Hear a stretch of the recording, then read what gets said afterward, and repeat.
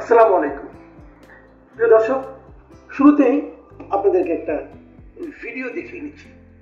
ইদানিং আমাদের বক্তব্য এই ব্যাপারে স্পষ্ট, আমরা সতর্ক করে দিয়ে বলছি যে এমন যেন না হয় যে আমরা একটা জালিমের হাত থেকে ঠিকই মুক্তি পেলাম, আরেকটা জালিমের হাতে গিয়ে আমরা পড়লাম। এমন যেন না হয়, জাতিকে সতর্ক থাকতে হবে। ইনি জামাতের আমির ডাক্তার শফিকুর রহমান। তিনি কি বলেছেন আপনারা নিশ্চয়ই খেয়াল করে শুনেছেন। এর মধ্যে একটি বেসরকারি টেলিভিশনে ইন্টারভিউ উনি কথাগুলি বলেছেন। যে কথাগুলি বলেছেন আমি আপনাদেরকে আবার একটু পড়েও শোনাচ্ছি। ইদানিং আমাদের বক্তব্য এ ব্যাপারে স্পষ্ট, আমরা সতর্ক করে দিয়ে বলছি যেন এমন যেন না হয় যেন আমরা একটা জালিমের হাত থেকে ঠিকই মুক্তি পেলাম, আরেকটা জালিমের হাতে গিয়ে আমরা পড়লাম। এমন যেন না হয়, জাতিকে সতর্ক থাকতে হবে। এই হলো কথা। এখন এখানে বেসিক যে পয়েন্টটা আমি বলতে যাচ্ছি সেটা হলো আমরা যেন একটা জালিমের হাত থেকে গিয়ে আরেকটা জালিমের হাতে না পড়ি। একটা জালিমকে, প্রথম জালিমটা তো আমরা বুঝতে পারছি যার হাত থেকে আমরা সদ্যই মুক্তি লাভ করলাম, সেটা হলো যে হাসিনার যে শাসন আমল, সেই শাসন আমলকে বলা হচ্ছে একটা জালিমের শাসন আমল। হাসিনা হচ্ছে সেই জালিম। তো এই জালিমের হাত থেকে যে আরেকটা জালিমের হাতে যেন না পড়ি, এই তৃতীয় জালিমটা আসলে কে? ডাক্তার শফিকুর রহমান কিন্তু ক্লিয়ার করে নামটা উচ্চারণ করেনি, কিন্তু আপনাদের কি বুঝতে অসুবিধা হচ্ছে? বুঝতে অসুবিধা হওয়ার কারণ নেই। উনি কার কথা বলছেন? কারণ আওয়ামী লীগ তো এক জালিম বিদায়ী হলো, আরেকটা জালিম সম্ভাব্য জালিম কে আছে ওনার বিবেচনায় যিনি বলেছেন। আলটিমেটলি বোঝাই যাচ্ছে ইঙ্গিতটা বিএনপির দিকে। শেখ হাসিনা যখন পতন হলো তখন কিন্তু আমি এই ধরনের বেশ কিছু সামাজিক মাধ্যমে ট্রল দেখেছি। অনেকে দেখে বিভিন্ন রকম ছবি দিয়ে, কার্টুন দিয়ে, মিম করে এই ধরনের ট্রল করেছেন যে একজনকে, এক ভদ্রমহিলাকে বিদায় করে দিল এবং বিদায় করে দেওয়ার সঙ্গে সঙ্গে পেছন থেকে আরেক ভদ্রমহিলা উঠে দিচ্ছেন। তো এরকম কিন্তু আমরা অনেক ধরনের ট্রল দেখেছি। বোঝা যাচ্ছে উনি সেটাকেই বলছেন। কিন্তু প্রশ্ন হলো যে আমরা যদি বলি যে এই আওয়ামী লীগ ক্ষমতায় আসার আগে আমাদের এখানে রাষ্ট্র ক্ষমতায় কে ছিল, যে আপনাকেই প্রশ্ন করি, আপনি কিন্তু বলবেন বিএনপি জামাত জোট ক্ষমতায় ছিল। সবাই তাই বলে, কেউ কিন্তু বলে না যে এককভাবে বিএনপি ছিল। সবাই বলে বিএনপি জামাত জোট ছিল ক্ষমতায়। ওই সময় বিএনপির কি এককভাবে সরকার গঠনের সক্ষমতা ছিল না? ছিল কিন্তু। তারপরে তারা জামাতকে নিয়েই জোট করেছে, জামাতকে নিয়েই সরকার করেছে। জামাতের দুইজন নেতাকে সরকারের পূর্ণ মন্ত্রীর মর্যাদা দিয়েছে, পূর্ণ মন্ত্রী করেছে। তাহলে যে বিএনপি জামাত জোট, সেই জোটের যে প্রধান দল বিএনপিকে জামাত এখন সম্ভাব্য জালিম হিসেবে অভিহিত করছে কেন? এর পিছনে কারণটা কি? বিএনপিকে এই 2001 থেকে 2006 পর্যন্ত যেভাবে শাসন করেছে জামাত, সেই শাসনের কিন্তু অংশ ছিল। তো জামাত কি সেই শাসনটাকে জালিমের শাসন বা জুলুমের শাসন বলে বিবেচনা করতে চায়? যদি চায় তাহলে তো সেই জুলুম সেও করেছে, তাহলে তো সেই জুলুমের মধ্যে তার অংশ ছিল। তাহলে আমি কি করে বুঝবো যে বিএনপির শাসনটা যে জালিমের শাসন, এবং ওনারাই বা কিভাবে সেটাকে সেভাবে অভিহিত করছেন? আসলে এখানেই হলো জামাতের রাজনীতিটা। বিএনপির সঙ্গে জামাত যখন জোট করেছিল 2001 সালে নির্বাচনের আগে, সেই সময় বিএনপির যে অবস্থা ছিল, এখন বিএনপির সেরকম অবস্থা নেই, এটা জামাত মনে করে। আবার বিপরীত দিকে ওই সময় জামাত যতটা দুর্বল ছিল, এই বর্তমান সময়ে জামাত নিজেদেরকে অতটা দুর্বল আর মনে করে না। জামাত হয়তো তাদের সক্ষমতা নিয়ে অন্যরকম একটা চিন্তা করে।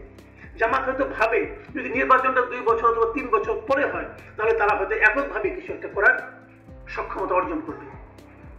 এটা হয়তো জামাত ভাবে বলেই সে কিন্তু বিএনপিকেও একভাবে জনগণের সামনে উপস্থাপিত করছে। প্রশ্ন হচ্ছে এই 15 বছরে বিএনপি এবং জামাতের সরকারের পর, যখন আওয়ামী লীগ সরকার আসলো 2009 সালে থেকে, সেই সময় থেকে এই গত 16 বছরে কি এমন ঘটলো যে জামাত শক্তিশালী হয়ে গেল? কি এমন ঘটলো যাতে নাকি জামাত নিজেদের এতটা শক্তিশালী মনে করতে থাকলো যে তারা এককভাবে ক্ষমতায় যাওয়ার সক্ষমতা রাখে? অথচ বিপরীত দিকে থাকলে আপনি দেখবেন এই সময় জামাতের উপর সবচেয়ে বেশি স্টিম রোলার চলেছে। জামাতের চিহ্নিত যারা কেন্দ্রীয় নেতা, যদি বলি গোলাম আজম, মৌলানা দেলোয়ার হোসেন সাইদি, মতিউর রহমান নিজামী, আলী হাসান মুজাহিদ, কামারুজ্জামান, আব্দুল কাদের মোল্লা, এরা সবাই তো জামাতের সব এক একটা হাই ভোল্টেজ লিডার ছিলেন। এদের সবাইকে জামাত হারিয়েছে। এবং ওই সময় যদি কেউ বলতো যে ডাক্তার শফিকুর রহমান কত বড় নেতা, অনেকে শফিকুর রহমান সাহেবকে চিনতেনও না। তারপরে সেই শফিকুর রহমান এখন এই কথা বলার সাহসটা অর্জন করেন কিভাবে? তো জামাত কি তাহলে এতটাই শক্তিশালী হয়েছে? এই 15 বছরে, বিশেষ করে শেষের 10 বছরে আওয়ামী লীগ তো এমন স্টিম রোলার চালিয়েছে জামাতের উপর। জামাত তো তার কেন্দ্রীয় কমিটির অফিস বাদ দেন আপনি, কোন আঞ্চলিক জেলা পর্যায়ের অফিসে তারা খোলার সাহস পেত না। জামাতের অফিস ছিল না, দিনের পর দিন জামাতের উপর নানা রকম নির্যাতন করা হতো। কোথাও বসে একটা বৈঠক করতে পারতো না। 4-5 জন মিলে যদি হোটেলেও বসতো খাওয়ার জন্য, তাও বলতো তারা একটা সরকার পতনে, সরকারের বিরুদ্ধে ষড়যন্ত্রের মিটিং করছে, তাদেরকে ধরে নিয়ে যেত। এই যে টর্চার জামাতের উপর লাগাতার চলেছে, এবং কেবল তাই না, সবশেষ যাওয়ার আগে এক সপ্তাহ না, 4-5 দিন আগে তারা জামাতকে নিষিদ্ধ পর্যন্ত করেছে। তাহলে জামাত এত শক্তিটা পেল কোথায়? এই জায়গাতে হলো প্রকৃত রাজনীতি। জামাতকে আওয়ামী লীগ মনে করেছিল নিঃশেষ করে দেবে। এভাবে গায়ের জোরে পৃথিবীতে কোন রাজনৈতিক দলকে নিঃশেষ করা যায়নি। এবং জানি মানে কি, এই যে নিঃশেষ করার যে একটা প্রক্রিয়া আওয়ামী লীগ চালিয়েছে, আওয়ামী লীগ সরকার চালিয়েছে, এতে আমি মনে করি জামাতের ইমানি জোর আরো দৃঢ় হয়েছে, জামাত আরো শক্তিশালী হয়েছে। জামাত ভেতরে ভেতরে নিজেদের সংগঠিত করতে পেরেছে এবং তাদের পার্টির বিস্তার ঘটাতে পেরেছে। আর বিএনপির সঙ্গে তাদের দূরত্বটা মূলত তৈরি হয়েছে এই সময়ে, এই 15 বছরে লাগাতার আওয়ামী লীগের পক্ষ থেকে বিএনপিকে একটা ব্লেমই দেওয়া হতো যে তারা জামাতকে সঙ্গে নিয়ে রাজনীতি করছে। ভাবখানা এমন যে জামাতকে সঙ্গে নিয়ে রাজনীতি করলে বোধ শরীর নাপাক হয়ে যাবে। এইভাবে তারা বলতে বলতে বলতে বলতে একসময় বিএনপি বিশ্বাস করেছে যে জামাতের সঙ্গে রাজনীতি করলে বোধ তাদের অবস্থা খারাপ হয়ে যাবে, জনগণ তাদের প্রত্যাখ্যান করবে। এই ধরনের একটা ধারণা বিএনপির মধ্যে কিন্তু ছিল বলে আমার ধারণা। এবং ছিল বলে তারা কিন্তু জামাত যখন চূড়ান্ত বিপদে পড়েছে, তখন বিএনপির পক্ষ থেকে কিন্তু জামাতের পক্ষে কেউ দাঁড়ায়নি। জামাতের এই কেন্দ্রীয় নেতাদের জন্য একজন একজনকে ফাঁসি দেওয়া হয়েছে। বিএনপির কোন পর্যায়ের কোন নেতা কিন্তু এগুলো নিয়ে কোনো ধরনের মন্তব্য করেনি। জামাত এমন কোন মন্তব্য করেনি যা নাকি জামাতের কাছে সহানুভূতির পরশ বলে মনে হয়। সেই সময় থেকে আসলে দূরত্বটা তৈরি হয়েছে। আওয়ামী লীগ যত বিএনপিকে ব্লেম দিয়েছে, তত বিএনপি বুক ফুলিয়ে মেরুদণ্ড সোজা করে বলতে পারেনি যে জামাত আমাদের মিত্র। এটা বলার তাদের সেই সৎসাহস ছিল না। এই দূরত্বটা কিন্তু এই আওয়ামী লীগ সরকারের পতনের আগেও প্রকাশিত হয়েছে। এই ডাক্তার শফিকুর রহমান আগেও বলেছিলেন যে জামাতের সঙ্গে বিএনপির সঙ্গে ওনাদের আর কোনো ধরনের জোট নেই। এখন যেটা বলছেন যে এক জালিমের হাত থেকে আরেক জালিমের হাতে যাতে না যাওয়া যায়, সেজন্য জনগণকে সতর্ক থাকতে হবে, তখন বোঝা যায় যে তারা এখন বিএনপির শক্তির উপর ভর করে নিজেরা দাঁড়াতে চাচ্ছেন না।